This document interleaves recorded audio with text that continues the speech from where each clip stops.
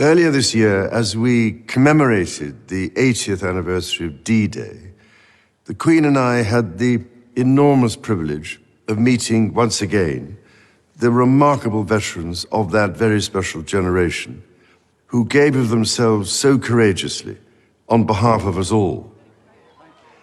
Listening to these once young servicemen and women touched us deeply as they spoke of their comrades drawn from across the Commonwealth, who never returned and who now rest peacefully where they made the ultimate sacrifice.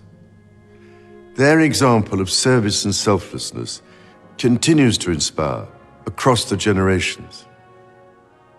During previous commemorations, we were able to console ourselves with the thought that these tragic events seldom happen in the modern era. But on this Christmas Day, we cannot help but think of those for whom the devastating effects of conflict in the Middle East, in Central Europe, in Africa, and elsewhere pose a daily threat to so many people's lives and livelihoods.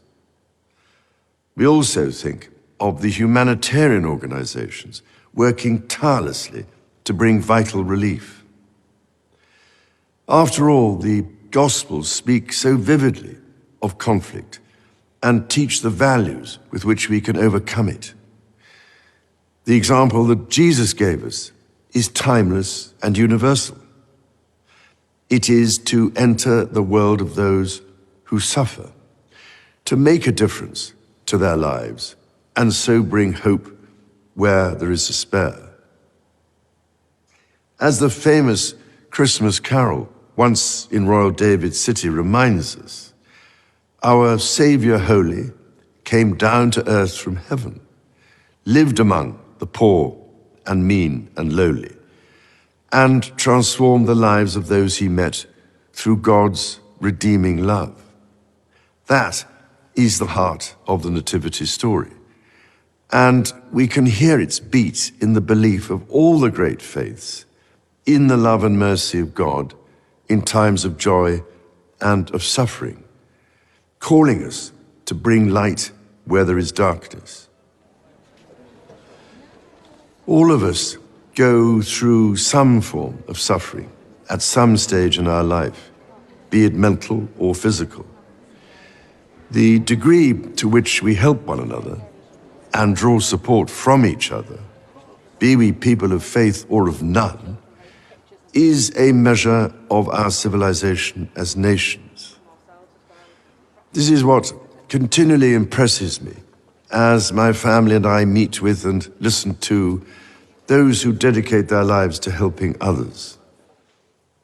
I am speaking to you today from the chapel of the former Middlesex Hospital in London, now itself a vibrant community space, and thinking especially of the many thousands of professionals and volunteers here in the United Kingdom and across the Commonwealth who, with their skills and out of the goodness of their heart, care for others, often at some cost to themselves. From a personal point of view, I offer special heartfelt thanks to the selfless doctors and nurses who this year have supported me and other members of my family through the uncertainties and anxieties of illness, and have helped provide the strength, care, and comfort we have needed. I am deeply grateful, too, to all those who have offered us their own kind words of sympathy and encouragement. On our recent visit to the South Pacific to attend the Commonwealth Summit, I was reminded constantly of the strength which institutions, as well as individuals, can draw from one another, and of how diversity of culture, ethnicity, and faith provides strength, not weakness. Across the Commonwealth, we are held together by a willingness to listen to each other, to learn from one another, and to find just how much we have in common. Because through listening, we learn to respect our differences, to defeat prejudice and to open up new possibilities. I felt a deep sense of pride here in the United Kingdom when, in response to anger and lawlessness in several towns this summer, communities came together, not to repeat these behaviors, but to repair. To repair not just buildings, but relationships.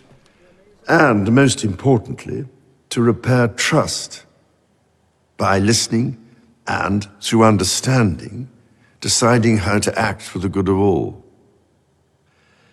Again, listening is a recurrent theme of the Nativity story.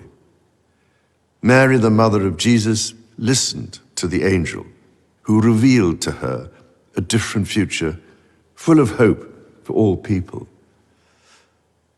The message of the angels to the shepherds, that there should be peace on earth, in fact echoes through all faiths and philosophies. It rings true to this day for people of goodwill across the world.